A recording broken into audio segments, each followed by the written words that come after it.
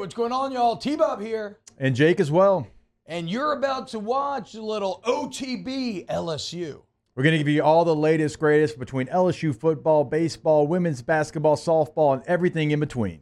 Bottom line, if you want to talk Tigers, keep it locked, subscribe, like it, and we hope you enjoy the LSU Tigers in the NFL draft. Now, they did a great job. The team did of covering the first round on Friday. Jaden Daniels, of course, to Washington, Malik Neighbors to the Giants, and then Brian Thomas Jr. to Jacksonville. But what's crazy, and this happens every time we talk about the NFL draft, there's always some players that's like the worst kept secret of where these players were going to go. I heard Brian Thomas Jr. and Mason Smith to Jacksonville for a month. Like for a month, there was the rumor that Jacksonville loved both of these players and they were going to select both these players. Now, you hear a lot of different things throughout the NFL draft process. I say it all the time. I thought I was going to be a Detroit Lion. Turned out I was not going to be. It's going to be a team that really had conversations with, but not near as many as I did with Detroit, because that's what the NFL draft is, right? It's a lot of smoke and mirrors, but this was a rumor that, like, no, this thing's got legs, and it's probably going to happen. And lo and behold, it does happen. We mentioned Brian Thomas Jr. on Friday. He goes 23rd overall to Jacksonville, but Mason Smith goes 48th overall to the Jacksonville Jaguars. Now, this is a player that we all know who he is. We know where he's from. We've talked about him since he was a sophomore in high school, and he's had flashes in an LSU uniform. And look, there was a lot of potential there. That potential was met sometimes it wasn't.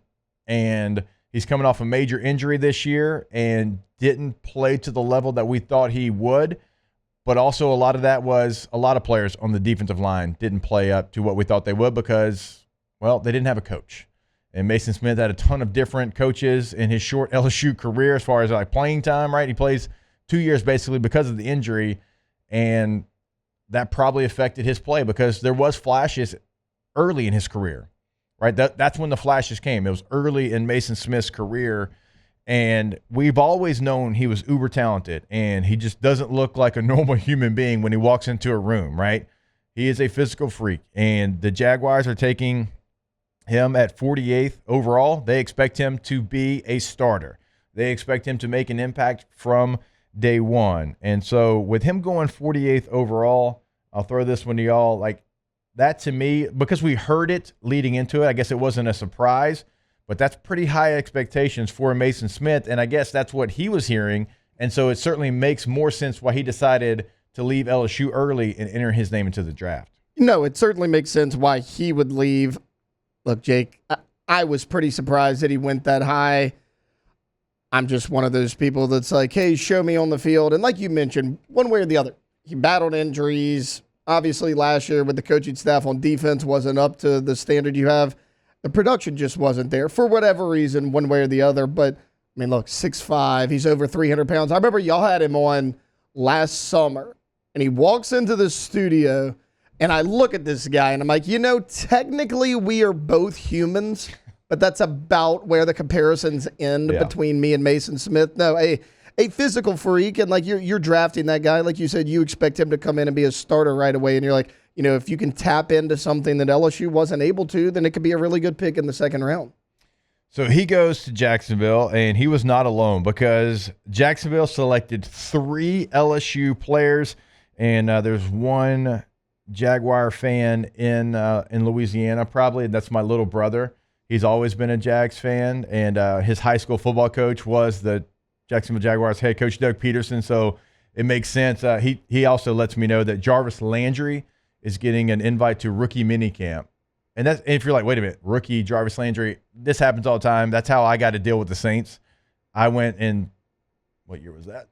Use my fingers here. 2014, I went, and I was rookie minicamp because I was a veteran, but you can have vets at rookie minicamp, and that's how I got, again, a contract with the Saints. And so hopefully Juice can get one there with the Jags. And so they love LSU players, I guess, because they also take Jordan Jefferson in the 4th round. Jordan Jefferson goes in the 4th round. He had a great Senior Bowl. And this is a player that T-Bob and I, we spent a lot of time on in the fall, kind of like, hey, I know we talk about the other guys, but pay attention to Jordan Jefferson because he's doing a really nice job in the interior of this defensive line for LSU, certainly to what LSU's defense was playing as a whole. And there's inconsistencies on tape, but his tools are highly impressive. Remember, he benched 225 34 times at the combine. That was 5 more than the next closest defensive tackle. He's got some strength. He's got some heavy hands to him. And Jordan Jefferson's like probably a perfect example of a guy in the transfer portal kind of saying, you know what, I'm at West Virginia. We're not doing real hot right now. I'm going to bet on myself. I'm going to go to a place like LSU who's got, remember, returning Mason Smith, who was freshman All-American, Makai Wingo, who was an All-American the year before. He goes to LSU where it doesn't look like you're going to find a lot of playing time, but because of injuries and other things, he gets on the field and plays himself to a 4th-round pick. I thought he was your most consistent defensive lineman last year. I mean, like you said, he didn't have the accolades of a Makai Wingo. He didn't have the hype around him of a Mason Smith. And then, yeah, he comes into this room and you're like, he's going to be a solid rotational piece. He'll come in 10 to 12 snaps a game. Really, after the Missouri game, I mean, he barely came off the field. I mean, he was your guy in the trenches all year long. I thought he was your best D lineman last year. Yeah, so, I mean, good on him, man. He played himself from an undrafted player that a lot of people hadn't heard of. The thing that we talked about the most when he decides to come to LSU was his name, because it was Jordan Jefferson, not what he was going to be as a player. Turns out he actually does play really well for you, certainly compared to some of the other players up front, and congrats to him for going down to Mobile and being a player that not only gets drafted, but gets drafted in the 4th round with a great chance to make an impact on that team. Now, this is the surprise for me of LSU players. Makai Wingo lasts all the way to the 6th round. He goes 189 overall. Makai Wingo, to me, in the right situation, and again, he wasn't put in great situations, and we know his relationship with Matt House and that staff after that video came out after the bowl game. That's a hell of a football player. And if you can get him at 189 overall, you do it every single time. You turn that card in as fast as you can, and he goes to a place that his mentality is going to fit. He goes to the Detroit Lions. He is going to fit into what they want to get done. 6th-round picks are no guarantee. Oftentimes, you still have to fight. Like, you're pretty much an undrafted free agent when you're 6th, 7th rounder. Makai Wingo, in my opinion, goes to the perfect spot. Maybe not the pick that he wanted to go to, but to go to the Detroit Lions, to go to a place that's all about grit, it's all about heart, determination. That's what Makai Wingo is. And so I want to see him get fully healthy, be able to put his best foot forward, and Makai Wingo has a great opportunity to make this team because, again, there was multiple times that he was on the board and that I was yelling, Chargers or Saints, please select Makai Wingo. They did not, but he goes to a great spot. Yeah, he does. And, he's a little bit undersized for the defensive tackle spot. But, Jake, we just saw Aaron Donald retire from the NFL. And I'm not trying to compare him to Aaron Donald. They are not the same player, but they're similar size, 6'1", 290, 295 range. I mean, what'd you hear when he was here at LSU? How good he was in the weight room, how strong he was. So, I mean, that'll help him overcome that size. Look, he was a productive player. I mean, there's a lot of guys that didn't have the college production that Makai Wingo did that were drafted ahead of him in this draft for whatever reason. So, yeah, that might be the best quality pick of the entire draft. Yeah, I like that one a lot. And you've had a couple of Tigers that have signed free agent deals. Omar Spades, Andre Sam, they've all signed deals to be able to have the opportunity to get an opportunity, right? And plenty of undrafted free agent rookies have made it before. And Charles Turner's a player that didn't get selected. A little bit of a surprise. I mean, he played really well. He anchors an offensive line that coming back this year is pretty much everywhere you look, the top returning offensive line in college football. I know he had an injury at Pro Day where he had to kind of not do drills, and I think it was a hamstring, but it's a player that went to the Combine. He went to the Senior Bowl, performed pretty well.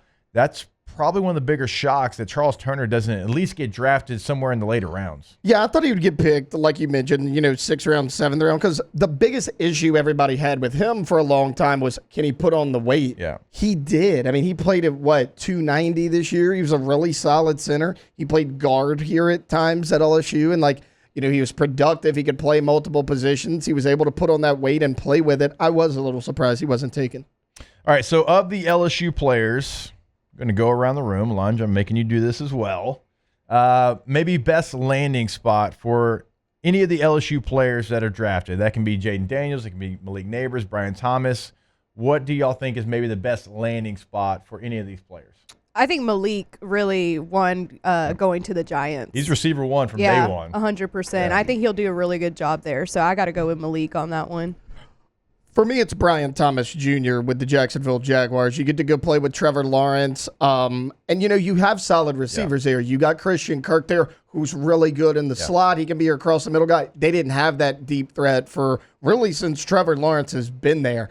Now you have that. Now Lawrence, on the other end, he's got weapons at every level now, right? You got a deep threat in Brian Thomas Jr. You got a slot guy. You got Travis Etienne that you can dump it down to in the backfield. Everything is set up for Brian Thomas and Trevor Lawrence, both of them, to succeed. I love that spot. Yeah, he's different than any receiver that they have there, and I love the spot for both of those receivers. Now, for Malik, it's can the quarterback get him the football? Can the quarterback get him the football? Can he do the things that Jaden Daniels did to always put Malik in a spot where he could go have an opportunity? That's going to be the thing. But I do like that he is the guy.